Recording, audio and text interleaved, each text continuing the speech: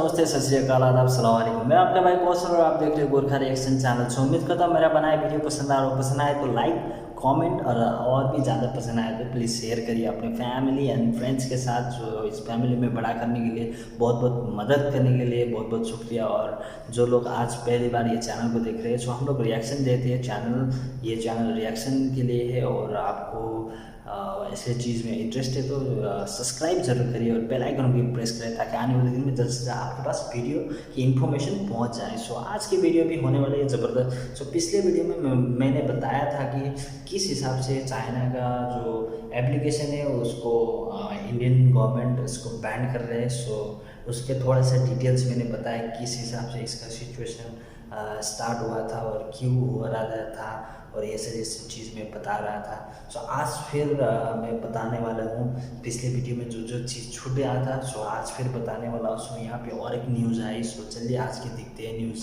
सो लद्दाख में बड़ी तैयारी में भारत सेना को दी खुली छूट। सो इंडियन गवर्नमेंट ने इंडियन मिलिट्री को पूरा एकदम ओपन फ्री कर दिया है कि आपको किस चीज़ में आपको क्या करना चाहिए। सो सिचुएशन के अंडर आपको कर सकते हो। सो खुली छूट दी गई है। सो उसके ऊपर देखते हैं। सो आप लोग को पता ही होगा चाइना और इंडिया का बहुत सारे ऐसे तनाव बढ़ ही रहे हैं। जो हालांकि पिछले बार झड़प में बहुत सारे इंडियन और चाइना के भी लोग मारे जा चुके हैं। सो ये सिचुएशन क्यों हो रहा है, सो पिछली वीडियो में मैंने बताया था, और जो पोर्शन छूट गया था सो मैं आज को आपके इस वीडियो के अंत में ज़रूर बताऊंगा। सो वीडियो को अंत तक देखिए, ज़बरदस्त होने वाली है। सो उसके बाद करते हैं। सो चलिए वीडियो देखते हैं बिना किसी देर की। काउंटडाउन 3, 2, 1।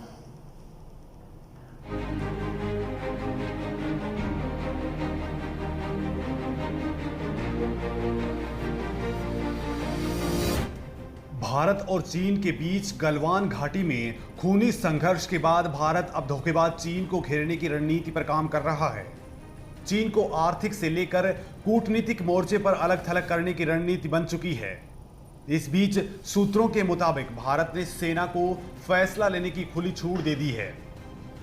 चीनी सेना के साथ संघर्ष में भारत ने अपने 20 से ज्यादा जवानों को खोया है। हालांकि बड़ी खबर यह है कि हिंसक झड़प में चीन को भी बहुत बड़ा झटका लगा है। खबर यह है वहां के 45 से ज्यादा सैनिक इस झड़प में ढेर हुए हैं। इतना ही नहीं, ढेर होने वालों में उनकी सेना का कमांडिंग ऑफिसर भी शामिल है। लेकिन बावजूद इसके चीन के धोखे के बाद देश में काफी गुस्सा है। भारत ने अभी तक इस मामले पर सधी प्रतिक्रिया दी है, लेकिन नई दिल्ली अपने सैनिकों की शहादत का बदला लेने के लिए पूरी तैयारी कर रहा है। सूत्रों के मुताबिक बीजिंग की इस हिमाकत का बदला भारत बड़ी तैयारी के साथ लेने वाला है। मजबूत स्थिति में है भारतीय फौज। अगर आमने सामने की स्थिति का आकलन किया जाए तो पूर्वी लद्दाख में भारतीय सेना और वायुसेना मजबूत स्थिति में है।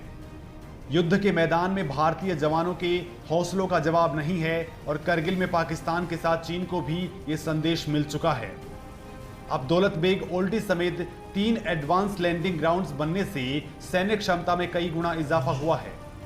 अब भारतीय वायुसेना देश के अन्य हिस्सों से महज 30 मिनट में टैंक, तोपखाना और जवानों को लद्दाख पहुंचा सकती है। पिछले दिनों चिनूक हेलीकॉप्टर और तेजस विमानों की गूंज बीजिंग तक सुनाई दी थी। 2 साल पहले वायुसेना ने 500 टन के साजोसामान से भरे ग्लोब मास्टर समेत अपने 16 बड़े विमानों को उतारकर चीन को क्लियर मैसेज दे दिया था कि अब वो किसी गलतफहमी में ना रहे। सेना की मजबूती और चीन से उसके कब्जे वाले अक्साई चीन इलाके को वापस लेने के मोदी सरकार के दावों से भी चीन की नींद उड़ चुकी है। पूर्वी लद्दाख के अक्साई चीन का 38,000 किलोमीटर चीन के कब्जे में है। करगिल के बाद सदमे में है चीन। करगिल में ऊंची पहाड़ियों पर सेना के युद्ध कौशल को चीन की सेना ने भी परखा था। उसे लग रहा था कि अब भारत की ताकत कई गुना बढ़ चुकी है और भविष्य में उसकी चुनौतियां बढ़ सकती हैं। रणनीतिक रूप से आवश्यक है कि चीन को आगे बढ़ने से रोका जाए। ये गलवान घाटी ही साल 1962 के भारत चीन युद्ध का केंद्र बिंदु रहा है। चीन ने मई महीने के शुरुआत में विवादित क्षेत्र में पुलों और सड़कों के निर्माण को रोकने की कोशिश की थी, जिसके बाद चीन ने गलवान पैंगोंग त्सो क्षेत्र में स्थायी बुनियादी ढांचा बनाना शुरू कर दिया। भारत के लद्दाख में क्या है ताकत? पश्चिमी लद्दाख में सेना सियाचिन ग्लेशियर में पाकिस्तान के मंसूबों को नाकाम बनाने में जुटी है। वहीं पूर्वी लद्दाख में चीन के बढ़ते कदमों को रोकने में जुटी है। दोनों दुश्मन देश आपस में मिले हैं। पाकिस्तान ने पूर्वी लद्दाख में अपने कब्जे वाले कुछ भारतीय इलाकों को चीन को दे दिया था। चीन ने लद्दाख में भारत के 38,000 वर्ग किलोमीटर इलाके पर कब्जा कर रखा है। इसके साथ ही पाक ने 1963 में चीन पाक समझौते के तहत अपने कब्जे वाले 5,180 किलोमीटर भारतीय इलाके को चीन को दे दिया था। वास्तविक नियंत्रण रेखा का पाकिस्तान से लगती सीमा की ओर से रेखांकन नहीं हुआ है। साल 1962 के बाद से ही दोनों सेनाएं अपने अपने जगहों पर कायम हैं। चीन की ओर से घुसपैठ की लगातार कोशिशें होती हैं, लेकिन दोनों देशों की सेनाओं के बीच कभी गोलीबारी नहीं हुई। अलबत्ता चीनी सैनिकों की घुसपैठ को विफल बनाने के लिए कई बार झड़पें हुई हैं। सीमा सड़क संगठन इस समय 255 किलोमीटर लंबे दुर्बुक शोक दौलत बेग ओल्डी सड़क को पूरा करने की मुहिम पर है।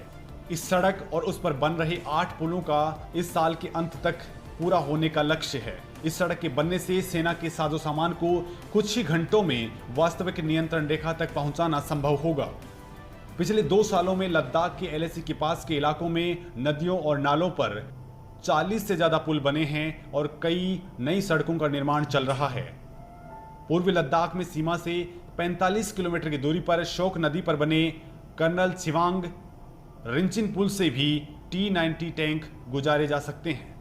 इसके साथ ही सेना को हिमाचल के रास्ते जल्द सीमा तक पहुंचाने के लिए पदम दारचा सड़क का निर्माण भी तेजी से हो रहा है। चीन के खिलाफ रणनीतिक घेराबंदी। 1975 के बाद भारत और चीन के बीच सबसे बड़ा खूनी संघर्ष हुआ है और अब स्थिति बेहद नाजुक स्थिति में पहुंच गई है। चीन के धोखे का जवाब देने के लिए भारत बड़ी तैयारी कर रहा है। भारत सैन्य के साथ ही चीन को आर्थिक मोर्चे पर घेरने की तैयारी भी कर रहा है। ड्रैगन को घेरने के लिए भारत ने पूरी बिसात बिछा दी है। क्षेत्रीय से लेकर अंतर्राष्ट्रीय स्तर पर बीजिंग को अलग थलग करने की कोशिश है। अभी तक चीनी निवेश प्रस्ताव को तेजी से इजाजत दी जा रही थी, लेकिन अब इस रणनीति को धीमा किया जा चुका है। खबरों के मुताबिक सरकार चीन को भारत के मार्केट में बड़ा झटका देने की तैयारी कर चुकी है।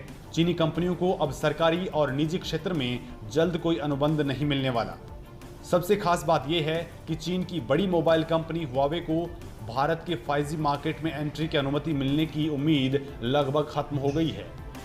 दोनों देशों के बीच तनाव चरम पर है। ऐसे में भारत सरकार चीन को कई मोर्चों पर घेरने की रणनीति पर काम कर रही है। संयुक्त राष्ट्र में चीन को अलग थलग करने की भी नई योजना पर काम हो रहा है। वीडियो हुई यहाँ पे ख़त्म और बहुत ही चीज़ जानने को भी मिला और मैं आपके साथ एक बाय एक शेयर करूँगा। पिछले वीडियो में हम लोग ने कुछ चीज़ छोड़ा था, उसके आज यहाँ पे डिस्कशन करेंगे। पिछले वीडियो में क्या हुआ था कि चीन के वजह से इंडिया के भी बहुत सारे लोग मारे गए हैं और अभी देश बहुत ही सदमे में भी है और बहुत सारी चीज़ अभी डिसीजन नहीं आए हैं। हालांकि उसके बाद 2-3-4 घंटे के बाद हमारे माननीय PM sir Narendra Modi sir ने नेशनल स्पीच दी थी। उसमें बताया गया है कि जो लोग मारे गए, जो लोग ने बलिदान दिया उसका व्यर्थ नहीं जाएगा। देखते आने वाले दिन में क्या चीज़ होगा। अभी फ़िलहाल चाइना के जितना भी प्रोडक्ट है उस पर तो रोक लगने वाली है और जिस हिसाब से बताया गया हुआवे जो है चाइना के सबसे बड़ी मोबाइल मैन्युफैक्चरिंग और एक्सपोर्ट है ये जो हुआवे। उसको इंडिया में अभी एंट्री बंद होने वाली है। ये बहुत ही बड़ी बात है। इस वजह से इंडिया का एक स्टेप है वो बहुत ही ख़तरनाक स्टेप होने वाली है। अगर ये हो गया तो चीन को बहुत ही बड़ा झटका लगने वाली है।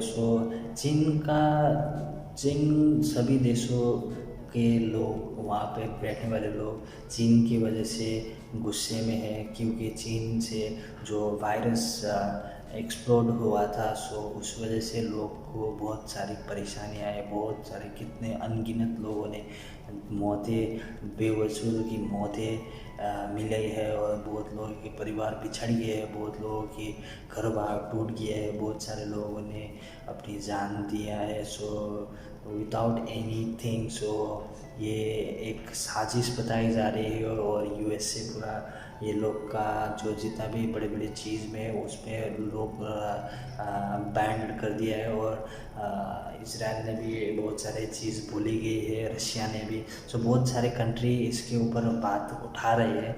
जो इंडिया के ऊपर ये इतना नौबत नहीं आती। सो हालांकि अभी इंडिया में 3 लाख से ऊपर कोरोना का पेशेंट हो चुके हैं। सो इतना ज़्यादा बड़ा नहीं होता सिचुएशन। जिस रात ये चाइनीज़ मिलिट्री इंडियन टेरिटरी में घुस के वो लोग को मारा, सो उस वजह से इंडियन गवर्नमेंट को भी थोड़ा झटका लगा और गवर्नमेंट से पूरा स्ट्रिक्टली कह दिया है कि अभी 1 इंच भी हमारी ज़मीन किसी के अंडर नहीं जाएगी और ये जो लोग ने अभी बलिदान दिया है उसको व्यर्थ नहीं होने देंगे। सो वेस्ट नहीं होगा। सो देखते हैं आने वाले दिन में ऐसे कौन कौन सा स्टेप लेने वाले हैं। सो हालांकि अभी स्थिति और भी नाजुक हो चुकी है। सो आपको और भी अच्छे और भी डिटेल में जानना है तो आप जाके यूट्यूब पे सर्च करके देख सकते हो। सो इस वजह से भी बहुत परेशानी आ रही है। सो अभी पहले क्या होता था, इंडिया में कोई भी देश का जो कंपनी हो, कोई भी देश का कुछ भी चीज़ हो, इंडिया में ओपनली कुछ जैसे पॉलिसी नहीं थी जो आप लोग इजीली मार्केट कर सकते हो तो और बिज़नेस को बड़ा कर सकते हो। सो अभी इसमें रोक लगा दी गई है। सो गवर्नमेंट का अथॉरिटी बिना आप कुछ नहीं कर सकते हो। सो इंटरनेशनल ब्रांड, सो बहुत ही अच्छी बात है। और नेशनल सिक्योरिटी की भी बात आती है। सो बहुत सारे ऐसे एप्लीकेशन है जिस वजह से हमारा जो प्राइवेट डेटा होती है वो ऑटोमेटिक वहाँ पे पहुँच जाती है। सो ये एक बुरी अच्छी बात नहीं है। सो चाइना के जितना भी ऐप्स है वो भी इंडिया में बैंड होने वाले हैं। सो 25 तारीख से ऑलमोस्ट टिकटॉक तो बैंड ही हो रहे हैं। सो बहुत सारी केसेस चली है टिकटॉक के ऊपर और बताया जा रहा है कि वेब सीरीज़ भी इंडिया में बैंड होने वाली है, क्योंकि वेब सीरीज़ के लिए मैं अलग से वीडियो बनाऊँगा। वेब सीरीज़ में भी बहुत सारी चीज़ कंट्रोवर्सी है और बहुत सारे जिन्होंने हरकत हुई है और जिन्होंने बातें हुई है और जिन्होंने वीडियो बनाई गई है। सो इसकी वजह से भी ऐसे चीज़ हो रहा है। सो उम्मीद करता हूँ सो आप लोगों को वीडियो पसंद आए हो। पसंद आए तो अपनी मन की बात ज़रूर रखिए कमेंट पे और भी पसंद आए तो शेयर करिए और जितने लोगों को हो सकते हैं ये इन्फॉर्मेशन पहुँचाइए और फैमिली को बड़ा करने में मदद करिए। बहुत बहुत शुक्रिया वीडियो को अंत तक देखने के लिए। सो मिलते हैं अगले वीडियो में, तब तक के लिए आप भी सुरक्षित रहे, स्वस्थ रहे। जय हिंद, वंदे मातरम।